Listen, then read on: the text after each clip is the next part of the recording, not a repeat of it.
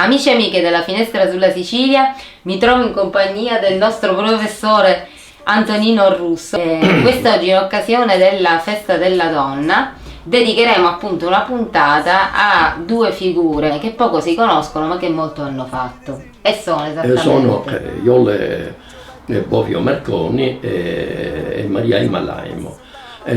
Il nostro ricordo di queste due donne è accompagnato da un sentimento di grande gratitudine, perché entrambe non palermitane dimostrarono molto più amore per i nostri beni culturali di quanto non ne siamo capaci noi stessi, noi palermitani. Prima che i bombardamenti passassero a tappeto la città, entrambe si preoccuparono di mettere in salvo i beni culturali affidati alla loro tutela.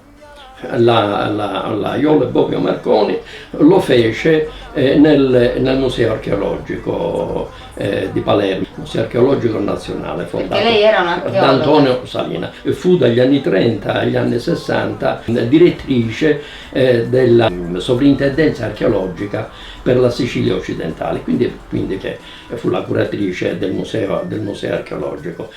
Che cosa fece? Scelse un luogo dove mettere al riparo il patrimonio archeologico custodito nel museo. Questo luogo fu il convento di San Martino delle Scale. Prima vi portò i beni mobili di facile trasloco, che furono il vasellame, monili, statuine, suppellettili vari, eccetera, eccetera.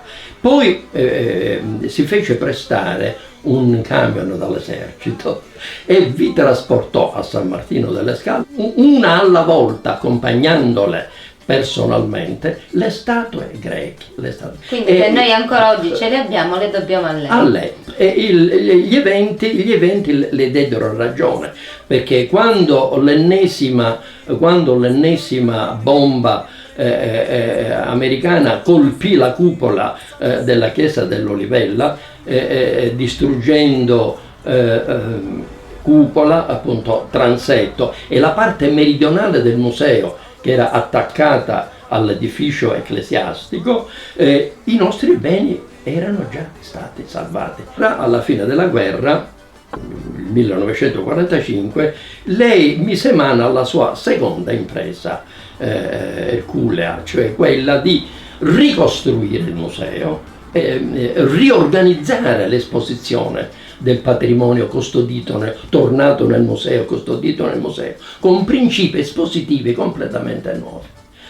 Un'opera che durò 7 anni, e che ci fa ricordare di lei come la seconda fondatrice del Museo Archeologico, perché se il museo fu fondato appunto da Antonio Salina, la rifondatrice ne fu sicuramente la Iole Bovio Marconi. Non per nulla la sezione preistorica del museo è intestata al suo nome. Di lei bisogna ricordare anche i meriti scientifici e il suo insegnamento. Lei insegnò archeologia e preistoria all'Università di Palermo. Lei Malaimo fece questa cosa per la nostra biblioteca comunale. Malaimo, nemmeno lei palermitana, era di Aragona, prese nelle mani la direzione della biblioteca comunale circa 20 anni dopo la morte di Gioacchino Di Marzo, che l'aveva tenuta per una quarantina d'anni. I libri non uscirono dalla biblioteca, conservò il loco, protesse meglio che poté soprattutto le collezioni più pregiate. L'ennesima bomba fabbricata in Pennsylvania distrusse la cupola di Casa Professa e danneggiò gravemente l'annessa biblioteca. Altra fatica erculea fu per la Maria Malaimo quella di ricostruire la biblioteca e riorganizzare le collezioni dei libri. Prego di quelle figure nobilissime che sposano il lavoro. Che non per nulla fu insignita del titolo di cavaliere ed ebbe la medaglia al merito della Repubblica. ricordo da ragazzo che mi divertiva tantissimo ascoltare come mia madre, le mie zie, mia nonna, insomma quelle generazioni giudicavano le donne, davano giudizi estetici, morali, anche complessi, usando solo una parola, la parola femmina, modulandola grammaticalmente, accompagnandola con tonalità diverse di voce e con diversa gestualità, che erano teatro autentico. Facci degli esempi. Esempio, se una donna era piccolina di statura si diceva una femminiera. Una femminiera. Se invece valeva poco, no? Ah. Se valeva poco diceva una femminiera. Ah, ecco. Una femminiera. Se era imponente e al tempo stesso armoniosa nelle forme, si diceva è una femminuna.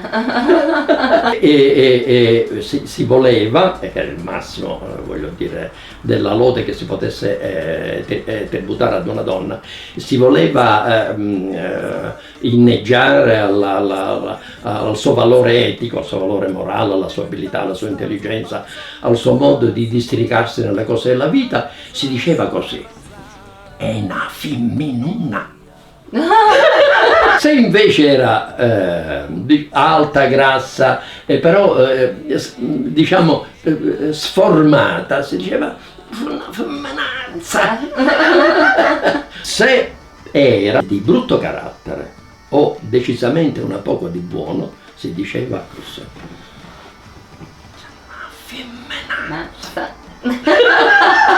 Ringrazio il professore Antonino Russo per averci elargito quelle che sono le sue perle di saggezza e come sempre vi do appuntamento alla prossima volta, ma fateci avere quelle che sono le vostre curiosità e altro, comunicatecelo in quello che adesso è diventato il nostro sito, che è www.lafinestrasulla.sicilia.com, oppure sulla pagina di Facebook La Finestra sulla Sicilia. Alla prossima! Ciao!